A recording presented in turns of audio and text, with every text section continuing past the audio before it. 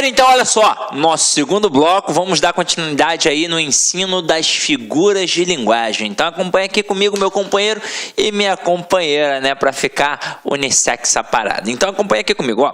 A próxima figura de linguagem que a gente vai estudar se chama antonomasia.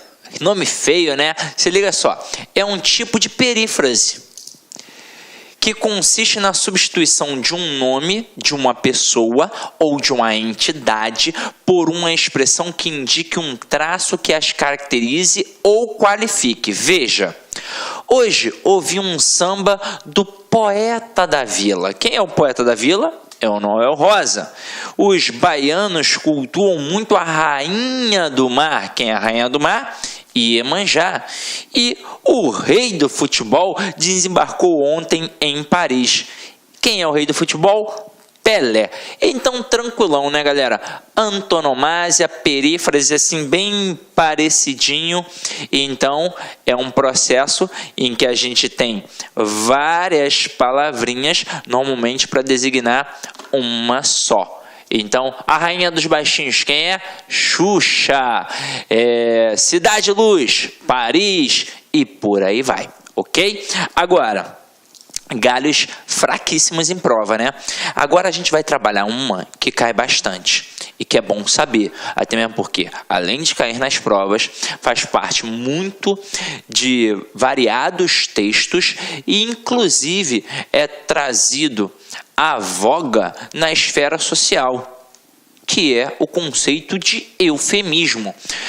Consiste no emprego de uma expressão suave e polida no lugar de outra considerada grosseira e pouco polida. Então, na verdade, quando a gente usa o eufemismo, é para amenizar, para suavizar uma ideia. E a intenção desta suavização pode variar. Essa é a verdade. Então, vamos acompanhar aqui comigo. Ó. Ela já dorme o sono eterno, ou seja, morreu. Ele faltou com a verdade, ou seja, mentiu. O pobre homem contraiu mal de Lázaro, ou seja, lepra. Este desrespeitador dos bens alheios merece ser colocado à margem da sociedade. Então, eu estou falando que é o ladrão que merece ser colocado na cadeia, ou seja, merece ser o quê? Preso. Então, isso aqui é o eufemismo. E são várias as situações de eufemismo, né? Aqui a gente brincou com a situação de morrer e a gente faz muito isso, né? Dizendo que fulano foi desta para uma melhor, que fulano subiu no telhado e por aí vai. Essa de faltou com a verdade é ótima. Agora, isso é trazido também para a esfera social.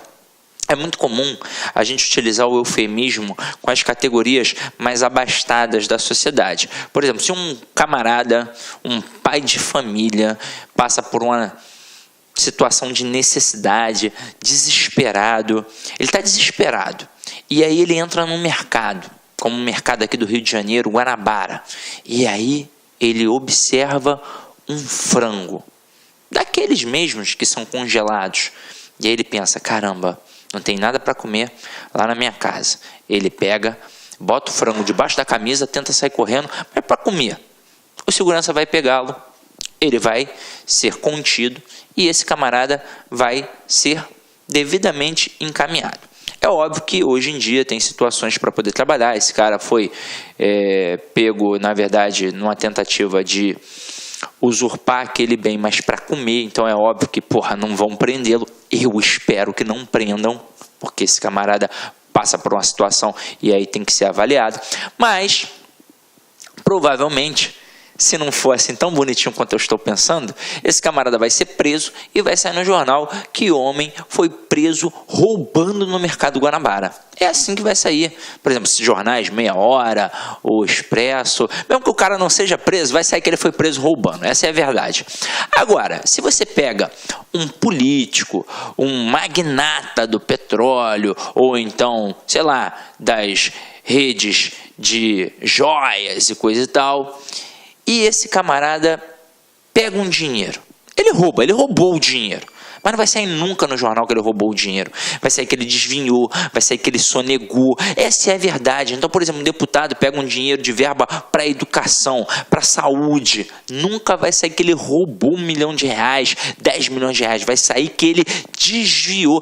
Isso é eufemismo social. Então, a gente ameniza um conceito.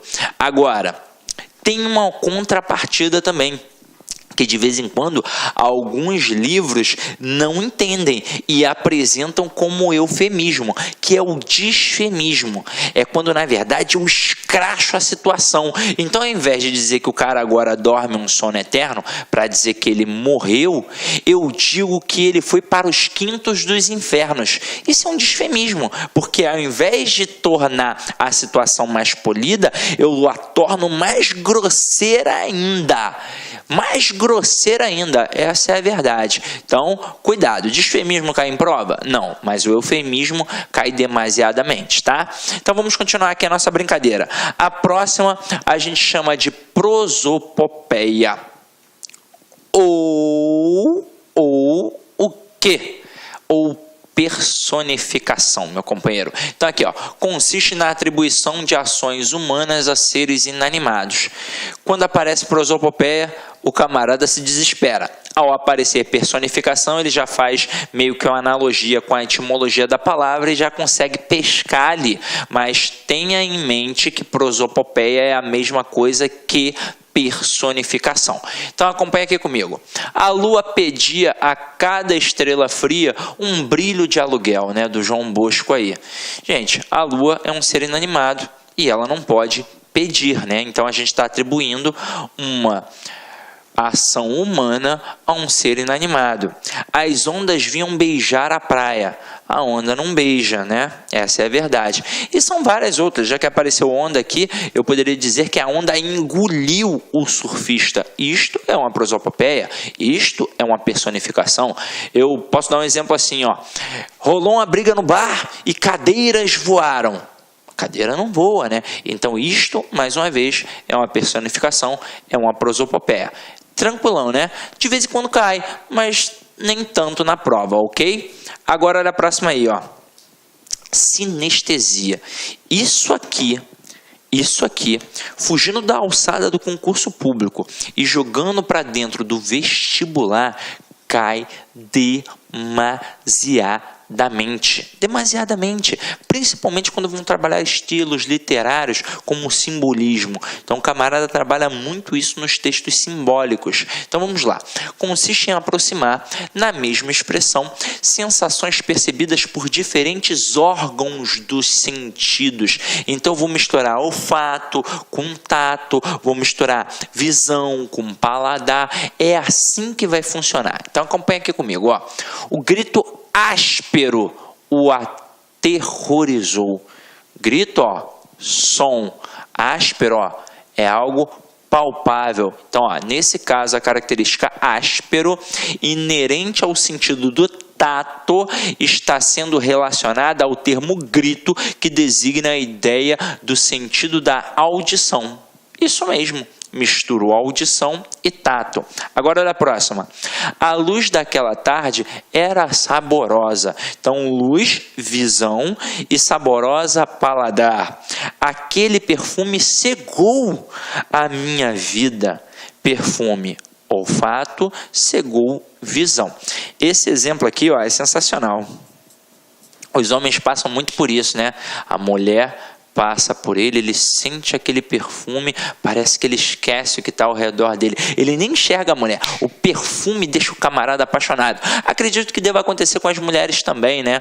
Quando eu uso o meu perfume, o Malbec, a mulherada fica doida, ou então o Chuanchu, deixa minha mulher ouvir eu falando isso, né? Isso está sendo gravado, né? Tomara que não coloquem no YouTube, né? Deixa pra lá. Claro, eu tô brincando, tá? Então vamos lá, vamos para a próxima. A próxima é hipérbole. Essa figura de linguagem aqui cai bastante na prova, então se liga só.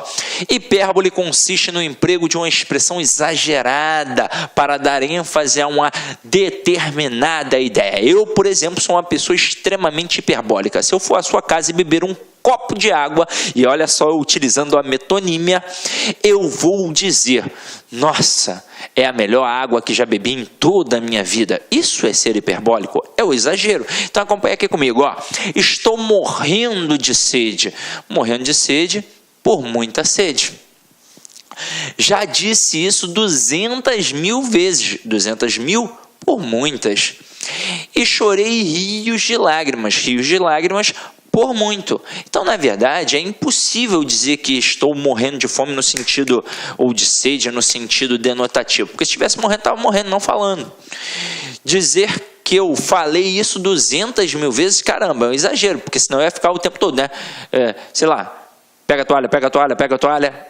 E não é assim que funciona. Assim como dizer que chorou rios de lágrimas. Imagina, o nordestino, então, naquela situação ali da seca, bastaria chorar, que aí não ia ter mais seca, não é verdade? Então, velho Chico não ia ficar mais seco. Então, a gente tem aqui a relação da hipérbole. Toda hipérbole é um exagero, ok? Então, vamos lá. Agora a gente vai pegar duas figuras de linguagem que são extremamente interessantes, para poder traçar um paralelo entre a antítese e o paradoxo, que é a próxima figura de linguagem que a gente vai trabalhar aqui. Eu sempre coloco essas duas em relação de comparação, para que o aluno perceba as nuances e as diferenças que elas possuem. Porque se você pegar um livro tradicional, um pouco mais antigo, pode ser que ele não aborde de forma tão clara para o aluno.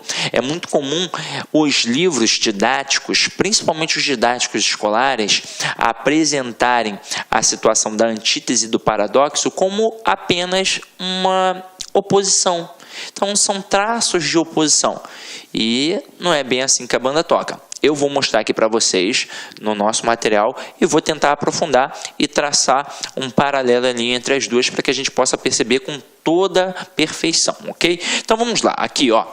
Antítese consiste na aproximação de palavras ou expressões que mantenham entre si uma ideia de oposição. A gente vai trabalhar aqui através da etimologia. Tese significa ideia, opinião. Então aqui eu tenho uma ideia, eu tenho uma opinião.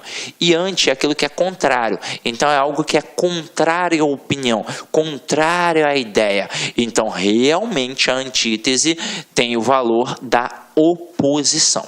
Exemplo: que a casa que ela fazia, sendo a sua liberdade, era sua escravidão. Então, entre liberdade e escravidão, tem uma relação de oposição. Mas é qualquer tipo de oposição. O bem e o mal, o céu e o inferno, o branco e o preto, o feliz e o triste. Tem um livro do João Cabral de Melo Neto, cujo título é assim, ó, Vida e Morte Severina. Então, neste momento, ele trabalha vida e morte, ou seja, oposições. Exemplo de quê? De antítese. Olha aqui mais uma antítese. Você que inventou a tristeza, ora, tem a fineza de desinventar. Então, tem inventor e desinventor. Mais uma vez, o quê? Uma relação de oposição. Isso é a antítese. Agora, acompanhe aqui comigo o paradoxo.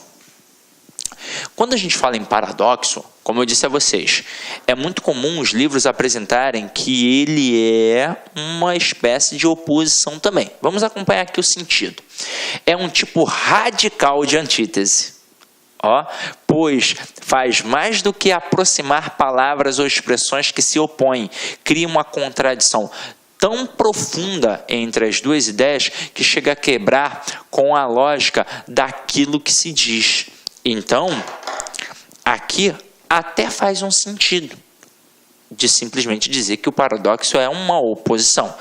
É como se eu dissesse que é uma oposição bem exagerada, bem hiperbólica, que chega a quebrar o quê? A lógica. Sabe por quê? Porque, na verdade, a sua própria etimologia já nos mostra o que é o paradoxo. Da mesma forma que antítese é a contradição a ideia, a opinião, ou seja, é uma oposição realmente, paradoxo, vamos acompanhar. Doxo vem de doxia, que significa lei. E para vem de paralelo, ou seja, é algo que é paralelo à lei. Então acompanha aqui comigo, ó. Eu tenho aqui uma linha. Esta é a lei. Esta é a verdade absoluta. E aqui eu traço um paralelo.